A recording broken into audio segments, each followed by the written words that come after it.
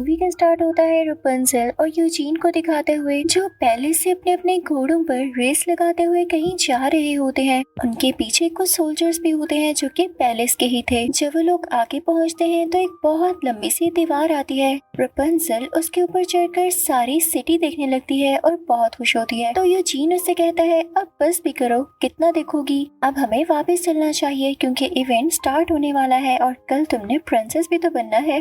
Palace के soldiers भी उसे यही कहते हैं और अब वो दोनों वापस घोड़ों पर ही पैलेस जाते हैं जहाँ पर इवेंट की तैयारियां हो रही होती हैं। जब ये लोग कैसल पहुँचते हैं तो एक लेडी जो कि इसकी केयर टेकर होती है इसे यूजीन से ले जाती है कि बस रपुंज़ल अब तुम्हारा ख्याल रखने का दिन है। उसके पास एक और बूढ़ी लेडी आती है और वो सब हर टाइम रपुंज़ल से कहते रहते थे कि तुम अपना ख्याल रखा करो, ज्यादा बाहर मत जाया करो। लेकिन रपुंज़ल ऐसा नहीं चाहती थी। वो चाहती थी कि जहाँ उसका दिल करे वो वहाँ पर जाए, घूमे फिरे, हर चीज को एंजॉय करे। लेकिन बाकी सब लोग ख्याल रखने के चक्कर में उसके विशेस को पूरा ही नहीं होने देते थे। अब रपुंज़ल की केयर टेकर उसे कहती है रपुंज़ल कल आप प्रिंसेस बन जाएंगी और आपकी हरकतें अभी तक बच्चों जैसी हैं। आपको एक मैच्योर लड़की बनना होगा ताकि सब कह सकें कि देखें हमारी प्रिंसेस कितनी अच्छी है। अब यहाँ पर हम देखते हैं कि रपुंज़ल के बाल छोटे हैं क्योंकि लास्ट पार्ट में यानी इस मूवी के फर्स्ट पार्ट में यूजीन ने उसके बाल काट दिए थे ताकि वो बूढ़ी विच मर सके और ऐसा ही हुआ था। लेकिन रपुंज़ल का पेट गिरगिट अभी भी उसके साथ ही होता है। उधर किंग भी काफी खुश होते हैं कि उनकी बेटी प्रिंसेस बनने वाली है। तो वो सब लोगों से कहते हैं कि अपना काम ध्यान से करना और याद रहे कोई मसला न हो। सबसे बड़ी बात कि इस सेरेमनी में बहुत बड़े बड़े किंग्स और क्वींस आएंगी। अब दूसरे रूम में जहाँ पर रपुंज़ल रेडी हो रही होती है तो उसके फादर यानी किंग आते हैं और उसे गले से लगाकर कहते हैं मेरी प्यारी बेटी तुम जितनी खूबसूरत हो मैं चाहता हूँ कि तुम्हारी जिंदगी भी ऐसे ही खूबसूरत हो। दूसरी तरफ हम यूजीन को देखते हैं, वो भी काफी एक्साइटेड होता है और उसका एक और प्लान था कि वो कल के दिन ही रपुंज़ल से एंगेजमेंट कर लेगा जिसके लिए वो एक प्यारी सी रिंग भी खरीदता है और खुद भी बहुत अच्छे से रेडी होता है। लेकिन रपुंज़ल को भी कुछ समझ नहीं आ रहा होता पर अपने फादर की बात समझकर वो कॉन्फिडेंट रहती है कि उसे कल बिल्कुल भी नहीं घबराना है क्योंकि वो कल प्रिंसेस बनने जा रही है और उसका बिहेवियर भी प्रिंसेस जैसा होना चाहिए। अगले सीन में हम देखते हैं कि एक बहुत ही क्रीपी सा माउस यानी रैट अपने मुंह में कोई इनविटेशन लिए एक मिस्टीरियस सी लेडी के पास आता है जो कि एक चेयर पर बैठी होती है लेकिन उसका मुंह दूसरी तरफ होता है। जब वो इनविटेशन को पढ़ती है तो उस पर रपुंज़ल का नाम होता है यानी रपुंज़ल आज प्रिंसेस बनने वाली है और इस औरत को इनवाइट किया जा रहा था।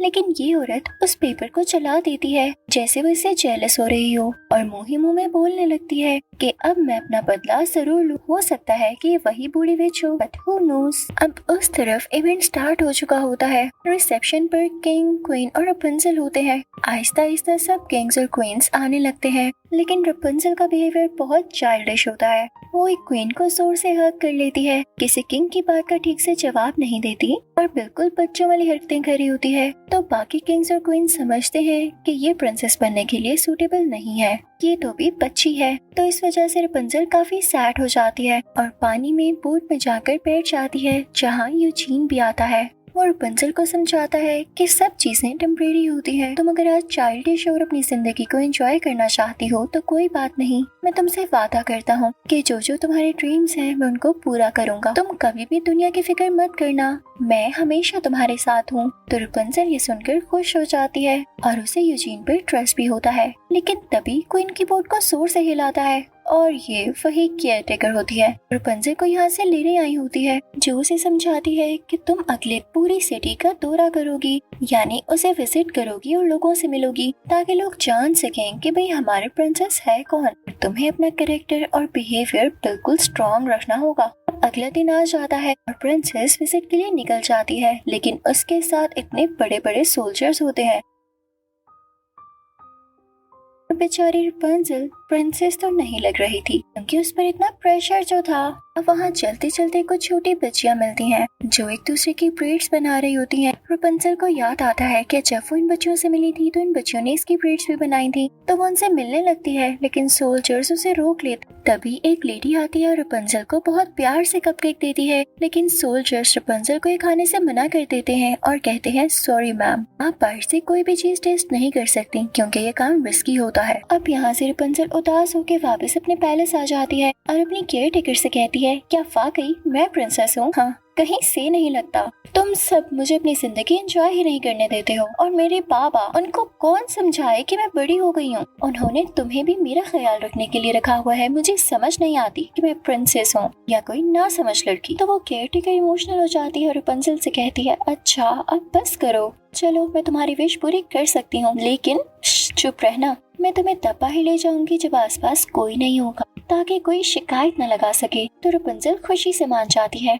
अब अगले सीन में हम देखते हैं कि रपुंज़ल अपने पेरेंट्स के साथ डिनर कर रही होती है कि तभी वहाँ पर यूजीन आ जाता है और नील डाउन करके, यानी अपने घुटनों के बल बैठकर रपुंज़ल को प्रपोज करता है और उससे कहता है कि मैं हमेशा तुम्हारा ख्याल रखूंगा। तो ये सुनकर रपुंज़ल बहुत ज्यादा खुश हो जाती है। लेकिन जब यूजीन कहता है कि हम मिलकर इस पैलेस में खुश रहेंगे, तो रपुंज़ल का मूड ऑफ हो जाता है। वो दिल ही दिल में सोचने लगती है कि मैं कब से प्लानिंग कर रही थी कि मैं पैलेस से बाहर जाकर इस दुनिया को देखूंगी, और ये कह रहे हैं कि हम इस पैलेस में ही रहेंगे। तो वो यूजीन से कहती है, सॉरी यूजीन, मुझे भी टाइम चाहिए, मैं इसके बारे में बात नहीं करना चाहती, और यहाँ से चली जाती है। अब रात को वो केयरटेकर रपुंज़ल से कहती है कि चलो आओ, अब टाइम है कि हम बाहर जा सकते हैं। रपुंज़ल अपने पेट से कहती है कि हम बाहर जा रहे हैं, तुम मेरे अच्छे पेट हो ना, अगर कोई प्रॉब्लम हो तो प्लीज संभाल लेना। और इसी के साथ वो बाहर चले जाते हैं। अब उस तरफ से यूजीन रपुंज़ल के रूम में जाने की कोशिश करता है तो गार्ड्स उसे रोक लेते हैं। तो यूजीन उनसे कहता है कि इसके बदले में मुझसे कुछ पैसे ले लेना, पर मुझे अंदर जाने दो। तो गार्ड्स मान जाते हैं। अब जैसे ही यूजीन उसके रूम में एंटर होता है तो रपुंज़ल के पेट को खबर हो जाती है और वो कुछ कैंडल्स, कुछ लैंटर्न्स जलाकर रपुंज़ल का शैडो बना देता है, जो पर्दे के पीछे फूलों से बना होता है। यूजीन वहाँ बैठता है और रपुंज़ल से कहता है कि सॉरी, मुझे माफ कर दो, मुझे इस तरह सबके सामने पूछना नहीं चाहिए था। क्या तुम्हें इस बात से बुरा लगा? लेकिन रपुंज़ल उसकी बात का जवाब नहीं दे। अचानक से जिन फूलों से उसका सर बना होता है वो भी गिर जाते हैं। तो यूजीन को पता चल जाता है कि ये तो फेक था। तो वो फौरन से उसके पेट से पूछता है। वो भी आगे से कुछ नहीं बताता, क्योंकि उसे खुद भी नहीं पता था कि वो बाहर कहाँ गई है। दूसरी तरफ एक अंधेरी सी जगह पर हम कुछ अजीब से आदमियों को देखते हैं। वो रपुंज़ल, किंग और क्वीन से बदले की बातें कर रहे होते हैं और पता नहीं अब आगे क्या होगा। अब यूजीन वरीड होता है कि रपुंज़ल आखिर गई कहाँ, तो वो पूरे कैसल में उसे ढूंढने लगता है। और तभी वहाँ पर किंग आ जाते हैं। ये यूजीन से पूछते हैं, तुम जानते हो कि रपुंज़ल का मूड अब कैसा है? तो यूजीन उन्हें बताता है कि जी मैं उसी से मिलकर आ रहा हूँ, वो अपसेट है और कुछ टाइम अकेली रहना चाहती है। तो किंग कहते हैं कि पीछे हटो, मुझे वहाँ जाकर देखना है। तो यूजीन उन्हें समझाता है। तो वो आखिरकार समझ ही जाते हैं और वापस अपने रूम में जाकर अपनी वाइफ यानी क्वीन से कहते हैं,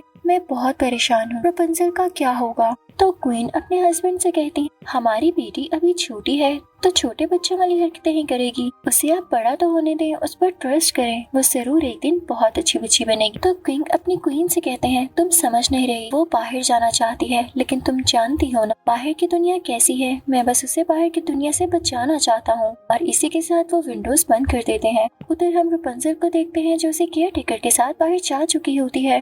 उसने अपना फेस कवर कर रखा होता है। अब वो लोग एक जगह पर पहुँचते हैं जहाँ तक पहुँचने के लिए ब्रिज पर से गुजरना था, लेकिन उनके घोड़े उस ब्रिज पर नहीं जाते जैसे वो डर रहे हों। लेकिन रपुंज़ल अपने घोड़े से उतरती है और उसे केयरटेकर के साथ उस ब्रिज पर से होते हुए इस जगह पर आ जाती है जहाँ पर ब्लैक कलर की बहुत सारे स्पाइक्स हो, जैसे कोई बहुत बड़े कांटे हों। रपुंज़ल के साथ जो लेडी होती है वो अपनी स्वर्ड से उन स्पाइक्स को तोड़ने की कोशिश करती है, लेकिन उसकी स्वर्ड ही टूट जाती है। तभी उन्हें उनके अंदर एक स्टोन नजर आता है जिसके ऊपर कुछ कार्व हुआ था, यानी कुछ लिखा हुआ था। रपुंज़ल उस स्टोन को टच करती है तो उसमें से बहुत तेज लाइट निकलने लगती है। रपुंज़ल भी दूर जाके गिरती है और हर तरफ वो स्पाइक्स आने लगते हैं। इसी के साथ हम देखते हैं कि रपुंज़ल के आगे वाले बाल गोल्डन होना स्टार्ट हो जाते हैं और जैसे जैसे वो वहाँ से भाग रही होती है उसके बाल लंबे होते जाते हैं।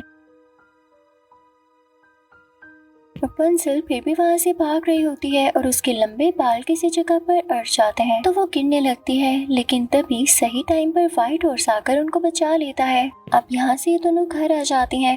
घर आने पर वो केयरटेकर उसके बालों को काटने की कोशिश करती है, लेकिन सीजर तक टूट जाती है और इवन हर वो चीज जिसे बालों को काटने की कोशिश की जा रही थी। तभी वहाँ यूजीन आता है और उन लोगों को डांटता है, लेकिन कहता है कि थैंकफुली रपुंज़ल को कुछ नहीं हुआ। लेकिन एक इशू ये होता है कि डिनर टाइम होता होता है और रपुंज़ल को किंग और क्वीन के सामने जाना था तो वो कैसे जाती। इस वजह से उसकी केयर टेकर उसके बालों का कोई ऐसा स्टाइल बनाती है और उन्हें कवर कर देती है जिससे पता नहीं चल पाता कि रपुंज़ल के बाल वापस आ चुके हैं। वो बाहर डिनर टेबल पर जाती है तो उसके फादर यानी किंग उसे समझाते हैं कि तुम्हें अब बड़े होना होगा, तुम्हें आगे प्रिंसेस और बाद में क्वीन बनके बहुत सारी रिस्पॉन्सिबिलिटीज को देखना होगा। अब वो रूम में आ जाती है तो उसकी मदर उसे एक डायरी देती है और कहती हैं कि इस पर मैं कुछ नोट किया करती थी और तुम्हारे दिल में भी जो बात हुआ करे तुम इस पर नोट कर लिया करो। और अगले दिन होती है सेरेमनी जिसके लिए सब तैयारियां मुकम्मल हो चुकी होती हैं। अब प्रिंसेस को तैयार किया जाता है लेकिन उसे ये बाल बिल्कुल भी अच्छे नहीं लग रहे थे क्योंकि इसकी वजह से उसे खुद को संभालने में बहुत प्रॉब्लम हो रही। तो जब वो चलती उसका बैलेंस खराब होने लगता और इसी बात का फायदा उठाते हुए जब सब लोगों का ध्यान रपुंज़ल की तरफ जाता तो एक बुरी लेडी इनका दरवाजा खोल देती है जिससे सारे कैदी पैलेस के अंदर आने लगते हैं। रपुंज़ल बहुत हैरान हो जाती है तो वो बुरी लेडी रपुंज़ल के पास आकर बताती है कि जब तुम पैदा हुई थी तो तुम्हारे फादर ने इस कंट्री में बहुत से चेंजेस किए। उन्होंने कई लोगों को कैद कर, उनमें से एक मेरे फादर भी थे। तो मैंने तभी सोच लिया था कि मैं तुम दोनों से बदला जरूर लूंगी। इस तरह से वो बुरी लेडी सबको अपने कंट्रोल में करने लगती है ताकि वो इन सबको भी कैद कर सके। लेकिन तभी रपुंज़ल अपने बाल खोलती है और वो सारे उसके कंट्रोल से फ्री हो जाते हैं। इस बात की वजह से सब बहुत खुश थे कि रपुंज़ल के बाल लौट आए। रपुंज़ल यूं ही घबरा रही थी। रपुंज़ल अपने बालों की मदद लेते हुए उस लेडी और उसके लोगों को हराती जाती है तो उस लेडी को वहाँ से जाना पड़ता है लेकिन वो कहती है कि मैं लौट कर जरूर आऊंगी। अब किंग रपुंज़ल को अपने रूम में बुलाते हैं और उससे कहते हैं मेरी बेटी तुम जानती हो ना तुम अपनी टीन एज तक हमसे दूर रही, हमने तुम्हें कहाँ कहाँ नहीं ढूंढा और अब जब तुम हमारे लक से हमें मिल ही गई हो तो मैं नहीं चाहता कि दोबारा तुम्हारे साथ कोई ऐसा इंसिडेंट हो जिससे तुम हमसे दूर हो जाओ। इसीलिए बस मैं तुम्हें बाहर नहीं जाने दे सकता और दोबारा कभी मेरे से पूछे बगैर बाहर नहीं जाना। किंग की बात अपनी बेटी की भलाई के लिए कर रहे थे ताकि उसे कोई प्रॉब्लम ना हो लेकिन रपुंज़ल काफी उदास हो जाती है क्योंकि उसका भी तो दिल करता था बाहर जाने को। वहाँ से नाराज होकर वो अपने रूम में चली जाती है लेकिन यूजीन उसके पीछे जाता है और उसे समझाता है कि बस कुछ और देर सब्र कर लो, फिर मैं तुमसे शादी कर लूंगा और हम हमेशा साथ रहेंगे। तो रपुंज़ल खुश होकर गाना गाने लगती है क्योंकि उसे पता था कि उसका ड्रीम एक ना एक दिन जरूर पूरा होगा और वो पूरी दुनिया को देखेगी। अब कुछ दिन गुजर जाते हैं और जो अगला सीन हमें दिखाया जाता है वो इस मूवी का लास्ट पार्ट है कि यूजीन और रपुंज़ल की शादी हो रही होती है। हर जगह को सजाया गया होता है। यहाँ रपुंज़ल के बाल फिर से छोटे हो जाते हैं।